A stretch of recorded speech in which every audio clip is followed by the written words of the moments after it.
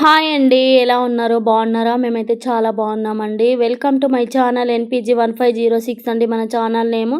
ఇంతవరకు ఎవరైనా సబ్స్క్రైబ్ చేయకపోతే సబ్స్క్రైబ్ చేయండి, లైక్ ఇవ్వండి, కామెంట్ చేయండి. ఇక ప్రాసెస్లోకి వెళ్ళిపోతే ఇక్కడ ఏం చేస్తున్నానా అని చూస్తున్నారా? రాగి రొట్టె అండి. ఎంతో హెల్దీ అయిన ఫుడ్ కదా, చాలా బాగుంటుంది. ఇలా ఒకసారి ట్రై చేయండి. ముందుగా 2 కప్పులు రాగి పిండి తీసుకున్నానండి. అందులోకి సరిపడే సాల్ట్, కొత్తిమీర, కరివేపాకు కూడా వేసుకోండి వీలైతే. పచ్చిమిర్చి చిన్న కట్ చేసుకొని వేసుకోండి. ఆనియన్స్ కూడా చిన్న చిన్న ముక్కలుగా కట్ చేసి వేసుకోండి. అలాగే నేనైతే పల్లీలు దంచుకొని కచ్చాపచ్చగా వేసుకున్నానండి ఇక్కడ.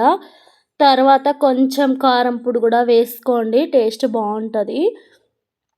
ఇవన్నీ వేసుకొని లాస్ట్లో కొంచెం ఆయిల్ వేసి మంచిగా వాటర్ పోసి కలిపేసుకొని చేసేసుకోవడమేనండి. చాలా ఈజీగా చేసుకోవచ్చు.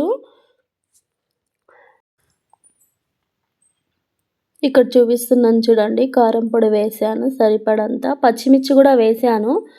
అయినా కూడా కారం పొడి వేస్తే చాలా బాగుంటుంది. అలానే ఉత్తిదే తినేయచ్చు అనమాట రాగి రొట్టె, అందుకని కారం పొడి కూడా వేసాను. వీలైతే మీరు పచ్చిమిర్చి తీసేసి కారం పొడి కూడా వేసుకోండి పిల్లలు తినేటప్పుడు. మా బాబు అస్సలు తినడు అనమాట. రాగి రొట్టె కానీ రాగి ముద్ద కానీ తినడు.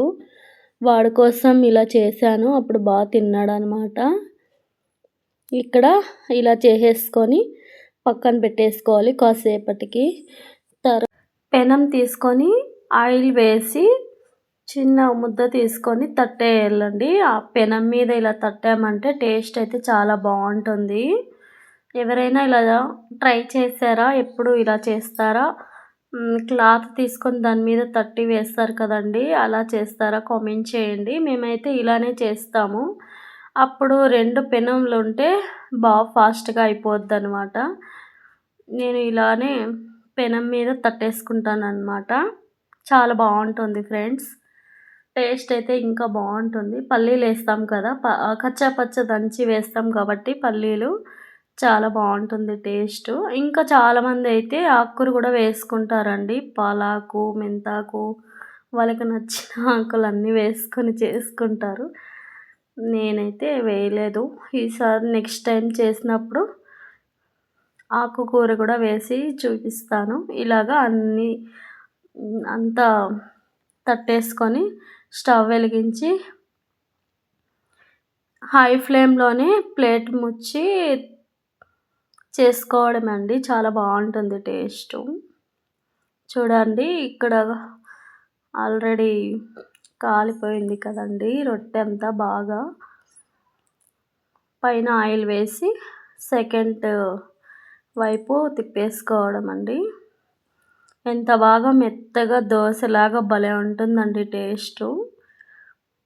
మా అమ్మ అయితే ఇంకా బాగా చేస్తుంది. ఈ రెసిపీ వచ్చి మా అమ్మ నాకు నేర్పించింది అనమాట. ప్రతి ఒక్కటి అమ్మే నేర్పించిందిలేండి. నేను ఏదైనా నేర్చుకోవాలనుకుంటే యూట్యూబ్లోనే చూసి నేర్చుకుంటానన్నమాట.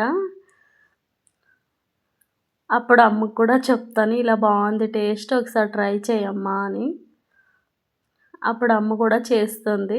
చూడండి ఎంత మంచిగా కాల్ చేసుకొని తినేయడమే. టేస్ట్ అయితే చాలా బాగుందని చూపిస్తున్నాను ఇక్కడ. చిన్నప్పుడే పెళ్ళి కాకుండా ముందే అన్ని వంటలు ముందే నేర్చుకొని పెళ్ళి చేసుకున్నామంటే మన భర్తకి మంచిగా వండి పెట్టచ్చు అనమాట. అప్పుడు ఆయన కూడా మంచిగా హ్యాపీగా ఫీల్ అవుతాడు కదండి. మా డాడీ అంటుండేవాడు ఏమంటే, అన్ని వంటలు ఇప్పుడే నేర్చేసుకోమ్మా, ముందుకు పెళ్ళైన తర్వాత అంటే కష్టం అవుతుంది, మీ అమ్మతో అన్నీ నేర్పించేసుకో అని అంటుండేవారు. బాయ్ అండి. Thank you.